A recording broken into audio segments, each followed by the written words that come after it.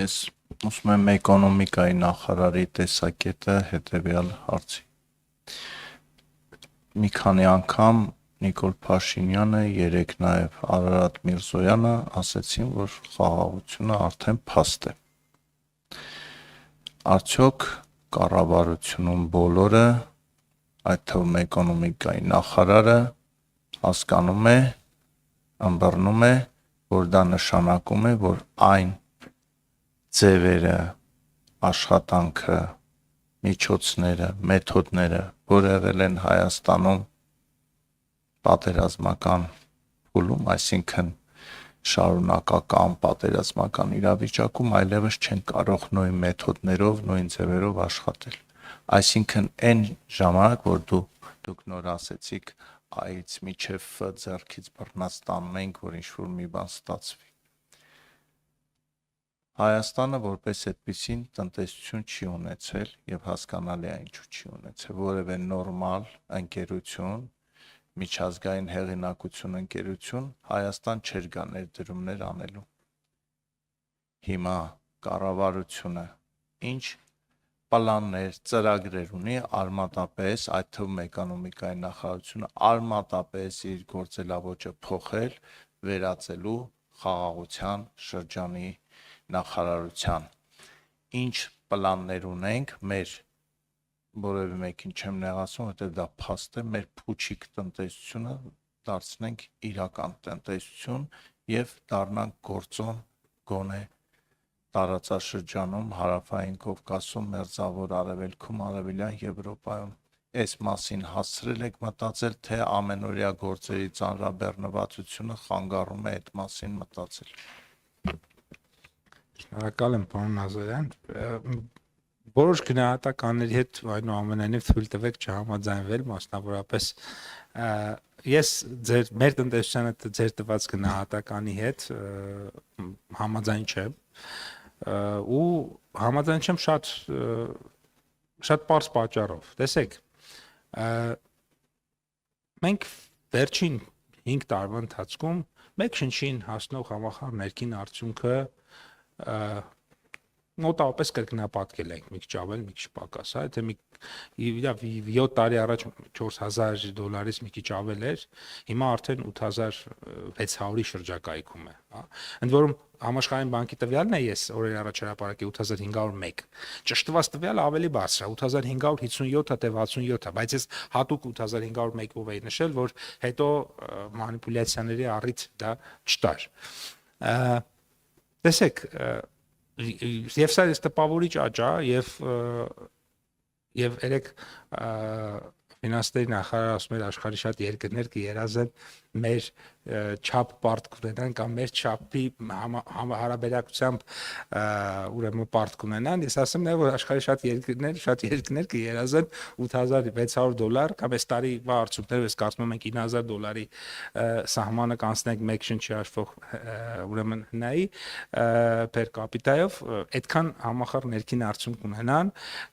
ել չասած որ օրինակ նաև որակական առումով մեր երկիրը էական առաջընթաց ունի։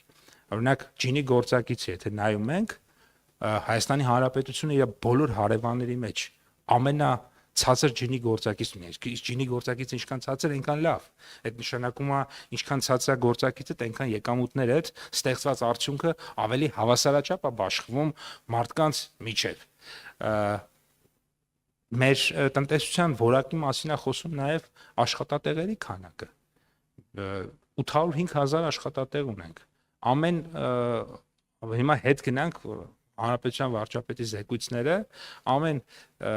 բյուջետային քննարկման ժամանակ ինքը խոսում է ռեկորդի մասին։ Ասենք 750, հետո 720, չգիտեմ, հա 700, հա, այսինքն մենք ամեն տարի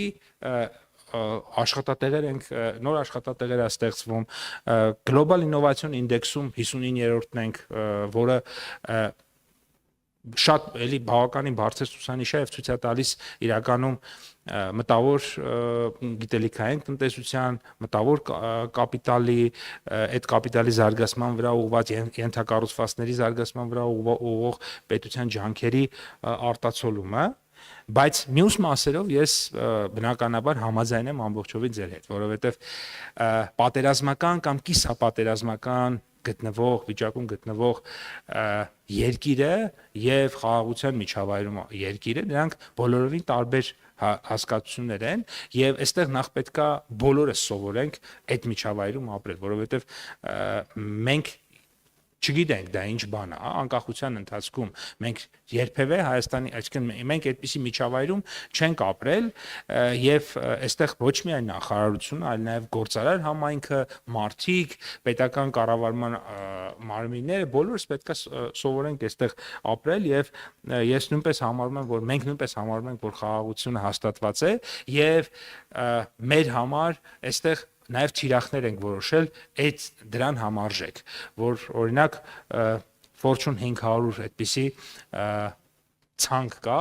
համաշխարհային բրենդների, խոշոր բրենդների եւ այդ ցանկից օրինակ այդ ցանկի կազմակերպությունների հետ աշխատանք եւ նրանց բերելը։ Օրինակ մինչեւ խաղաղության process-ը մենք բազմաթիվ ընկերությունների հետ փորձեր կատարել ենք, ուրեմն շփում անգամ հաստատելու արձագանք չի անգամ չի եղել, որովհետև ասել են մենք չենք գալիս մի միջավայր, որտեղ օրինակ ամեն օր զինվորների մահվան, պատերազմի, կրակոցի, հարձակվելու, գրավելու, պաշտպանվելու եւ նմանատիպ բաների մասին ռեալ խոսակցություն, այսինքն ոչ միայն մամուլում եւ այլն, ռեալ իրականություն է։ Հիմա արդեն այդպես չի եւ հիմա խոսակցություններ կան կոնկրետ եւ օրինակ վերջերս ես մի համաշխարհային բրենդի ներկայացուցիչների հետ եմ հանդիպել, ըստ էության կարող եմ ասել, որ շատ շուտով օրինակ իրանք արդեն կմտնեն հայկական շուկա։ Զուգահեռ հիմա թիմերը տարբեր ներդրումային ընկերությունների հետ, եվրոպական, ամերիկյան եւ այլն աշխատում են, որպեսզի կարողանանք հնարավորինս շատ ներդրումներ ներգրավել, որովհետեւ տնտեսական աճի համար շատ կարևոր են այդ ներդրումները, այսինքն որպեսզի մենք ուզում ենք եթե հաջորդ 5 տարվա ընթացքում եւս օրինակ ունենանք միջինը 7% աճ կամ չգիտեմ, թեկուզ ավելի համեստ ասենք 6% աճ կամ 5% աճ, որը մեր պոտենցիալից էլի բարձր է։ Դրա ենթադրում է համապատասխան քանակի, այսինքն 5% աճը ենթադրում է այսքան ներդրումներ 6%-ը, այսքան ներդրումներ պիտի հաշվարկներ կա 7-ը, այսքան 5%-ի համար այսքան մեր արտադրողականությունը պիտի բարձրացնենք 8-ի, չգիտեմ, 5% կամ 7%-ի համար, այսքան, սրանք շատ կարևոր է եւ ես նաեւ հիմա փորձում ենք գնահատել սահմանի բացման էֆեկտները մեր վրա ինչպիսի էֆեկտներ կունենա եւ աշխատանքներ ենք այդ ուղղությամբ ունենք արդեն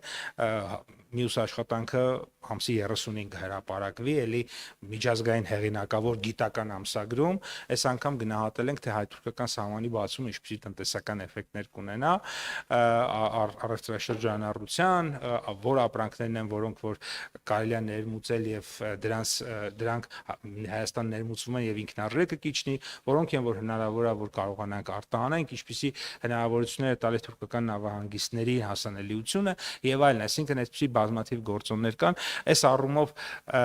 պետք է ասեմ, որ գիտակցումը կա, աշխատանքը կա, բայց սա էլ մի process է, որ պետք է սովորենք։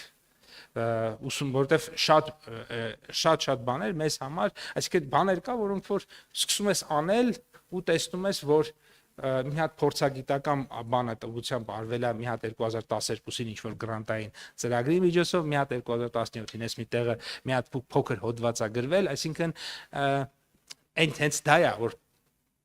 անգամ գիտական կամ մասնագիտական հանրության մտքով անգամ չի անցել, որ կարա այսպիսի օր գա եւ որևէ մեկը այդ ուղղությամբ լուրջ խորքային աշխատանք ցավոք սրտի հաճախ արված չի։